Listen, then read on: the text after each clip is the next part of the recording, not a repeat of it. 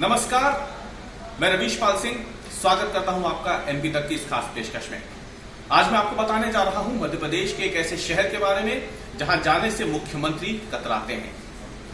दरअसल कई तरीके की किंवदंतियां होती है कई जगहों के बारे में, खासतौर से चुनाव के दौरान तो नेता जो है वो कई छोटी छोटी बातों का ध्यान रखते हैं। ऐसे में मध्य प्रदेश का एक शहर तो ऐसा है जहां जाने से नेता कतराते हैं, और ऐसा नहीं अभी से बल्कि पिछले कई सालों से यही प्रक्रिया चली आ रही है। जो भी मुख्यमंत्री होता है वो इस शहर में जाने से डरता है। आखिर कौन सा है वो शहर? तो मैं आपको बता दूं, उस शहर का नाम है अशोकनगर।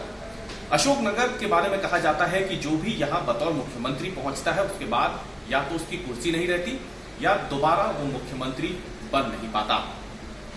और यही वजह है कि अभी के उपचुनाव की बात करें या फिर इससे पहले के चुनावों की बात करें, मुख्यमंत्री रहते यहां जाने से नेता बचते रहे। शिवराज सिंह चौहान जो कि अभी मुख्यमंत्री हैं, इससे पहले जब वो 2018 में भारतीय जनता पार्टी सत्ता से बाहर हुई थी, उससे पहले 13 साल तक मुख्यमंत्री रहे थे।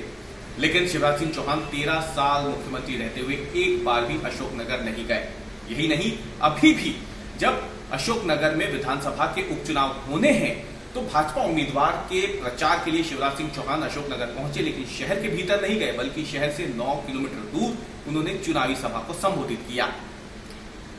अब ये जो डर है मुख्यमंत्रियों तक तो सीमित था, लेकिन पूर्व मुख्यमंत्रियों के बीच में भी ये डर फैल चुका है, क्योंकि कमलनाथ भी अशोकनगर पहुंचे थे अपने कांग्रेस के उम्मीदवार के समर्थन में सभा करने के लिए, लेकिन वो भी अशोकनगर के अंदर नहीं गए बल्कि अशोकनगर से 35 किलोमीटर दूर राजपुर गांव में उन्होंने सभा को संबोधित किया।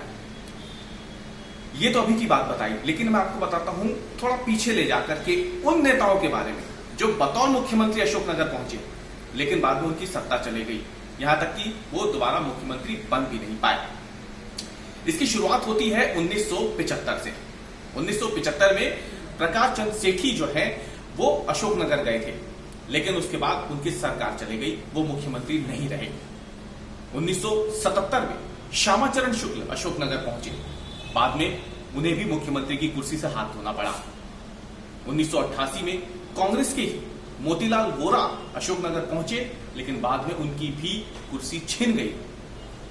कांग्रेस अकेली नहीं है, भारतीय जनता पार्टी से सुंदरलाल पटवा भी बतौर मुख्यमंत्री 1992 में अशोकनगर गए थे, लेकिन उस दौरान उसके बाद जो कुछ हुआ, बाबरी विध्वंस हुआ, और उसके बाद देश में जिस तरीके के हालात बने, सुंदरलाल पटवा की भी सत्ता जो है वो चली गई। इसके बाद लंबा वक्त रहा, तकरीबन 10 साल तक मुख्यमंत्री जो थे वो अशोकनगर नहीं गए दिग्विजय सिंह, लेकिन 2002 में वो बतौर मुख्यमंत्री अशोकनगर जाते हैं दिग्विजय सिंह, और 2003 में विधानसभा के चुनाव होते हैं। उसके बाद क्या हुआ सबने देखा, उमा भारती मुख्यमंत्री बन गई, भारतीय जनता पार्टी की सरकार 2003 में आई, दिग्विजय सिंह की जो पार्टी कांग्रेस पार्टी है वो चुनाव हार गई, दिग्विजय सिंह मुख्यमंत्री नहीं रहे, 10 साल तक मुख्यमंत्री थे। उस वक्त ये माना जा रहा था कि दिग्विजय सिंह एक बार फिर से मध्य प्रदेश के मुख्यमंत्री बनेंगे। 10 सालों तक का लंबा सफर उन्होंने तय किया था मध्य प्रदेश में बतौर मुख्यमंत्री का, लेकिन 2002 में वो अशोकनगर जाते हैं और 2003 में उनकी कुर्सी चली जाती है।